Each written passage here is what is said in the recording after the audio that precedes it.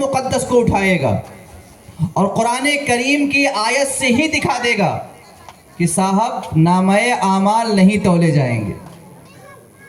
سنیے دھیان سے، آپ یہ مانتے ہیں کہ تولے جائیں گے، وزن کیا جائے گا؟ اگر کوئی گمراہ کرنے والا گمراہ کرنا چاہے اور یہ کہنا چاہے کہ صاحب آپ کا جو عقیدہ ہے نا یہ قرآن کے خلاف ہے، آپ کہتے ہیں نامہ اعمال تولا جائے گا، قرآن میں ہے کہ نہیں تولا جائے گا، وزن نہیں کیا جائے گا، آپ کہیں گے اچھا دکھاؤ قرآن. ظاہر سی بات ہے وہ قرآن کھولے گا، کوئی صفحہ کھولے گا، کوئی سورہ دکھائے گا، وہ آیت کھول کے دکھا دے گا. کیا دکھائے گا؟ دیکھیے، اولئک الذین کفروا بآیات ربہم ولقائہ فحبطت اعمالہم فلا نقیم لہم یوم القیامۃ وزنا. آپ اس آیت کا ترجمہ دیکھیے. آپ کہہ رہے ہیں کہ نامہ اعمال ہر ایک کا تولا جائے گا، حالانکہ اس آیت سے معلوم ہو رہا ہے کہ کفار کے نامہ اعمال کو تولا نہیں جائے گا. تو ہر ایک کا کہاں ہوا؟ اور آپ تو ہر ایک کا مانتے ہیں. قرآن کے خلاف ہے آپ کا عقیدہ. یہ گمراہ کرنے والے کے طریقے بتا رہا ہوں. مگر جب ایک مومن صالح کے پاس جائیں گے، عالم اہل سنت کے پاس جائیں گے، تو وہ کہے گا بھائی صاحب اس نے قرآن کی آیت تو دکھائی، مگر اس آیت کا پس منظر کیا ہے اور اس سے مراد کیا ہے، اس سے کیا سمجھا جائے گا؟ یہ ایک آیت ہی نہیں، قرآن میں اور بھی آیتیں ہیں. وَمَنْ خَفَّتْ مَوَازِينُهُ فَأُولَئِكَ الَّذِينَ خَسِرُوا أَنفُسَهُمْ فِي جَهَنَّمَ خَالِدُونَ. یہ آیت کریمہ بھی آپ دیکھ لیجئے نا. تو آپ کہیں گے اچھا یہ تو عجیب بات ہو گئی، دو آیت کریمہ ہیں. اب اگر یہ دونوں آیت کریمہ آپ کے نگاہوں کے سامنے نہ ہوں، اور اگر ہوں بھی تو بھی گمراہ کرنے والا گمراہ کر لے جائے گا.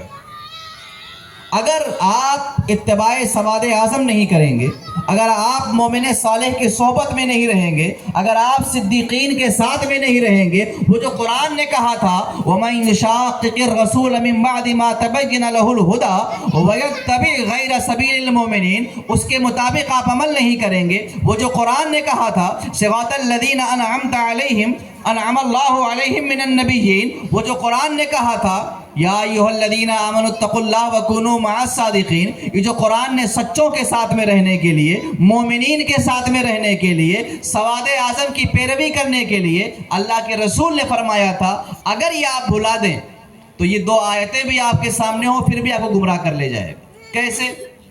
کہے گا بھائی صاحب یہ قرآن میں تو ٹکراؤ ہے، یہ دو آیتیں الگ الگ باتیں بتا رہی ہیں، تو قرآن تو آپس میں ٹکرا رہا ہے.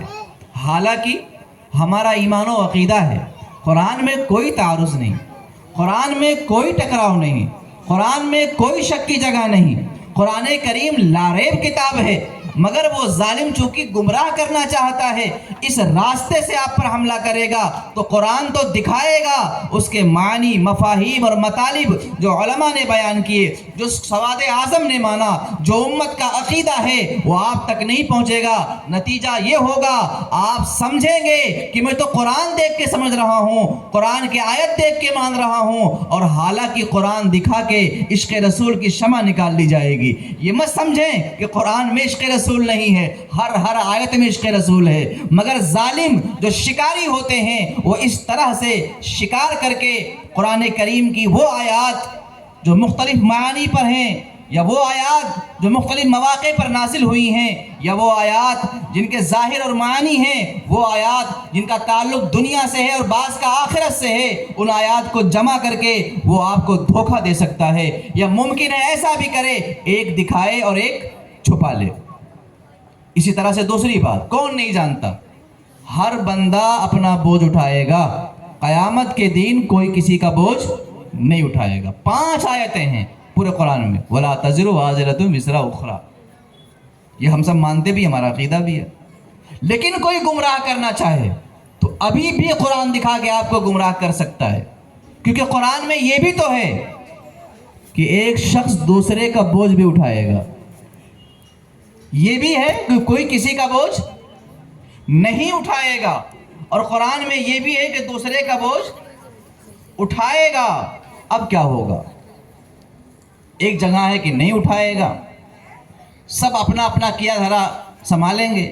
دوسرے مقامات پہ قرآن میں ہے کہ اٹھائے گا۔ اب یہاں گمراہ کرنے والا اگر ایک آیت دکھائے اور دوسری آیت چھپا لے، مثال کے طور پر سارے مسلمان یہ بات جانتے ہیں کہ ہر بندہ اپنا بوجھ قیامت کے دن اٹھائے گا، گناہوں کا بوجھ اٹھائے گا۔ دوسرا بندہ آ کے کھڑا ہو جائے، کہے صاحب آپ لوگ جو یہ مانتے ہو نا یہ قرآن کے خلاف ہے، قرآن میں تو یہ ہے کہ دوسرے کا بوجھ بھی اٹھائے گا۔ وَلَا يَحْمِلُنَّ أَثْقَالَهُمْ أَثْقَالًا مَعَ أَثْقَالِهِمْ، غالباً یہی آیت کریمہ ہے، لفظ آگے پیچھے ہو رہا تو معاف کیجئے گا، اور چونکہ بعض وقت ذہن سے نکل بھی جاتا ہے۔ درود پاک پڑھ لیجئے، اللہم صلی علی سیدنا شفیعنا حبیبنا مولانا ملجانا محمد معدن للجود والکرم بارک وسلم، صلاۃ و سلام علیک یا رسول اللہ صلی اللہ علیہ وسلم۔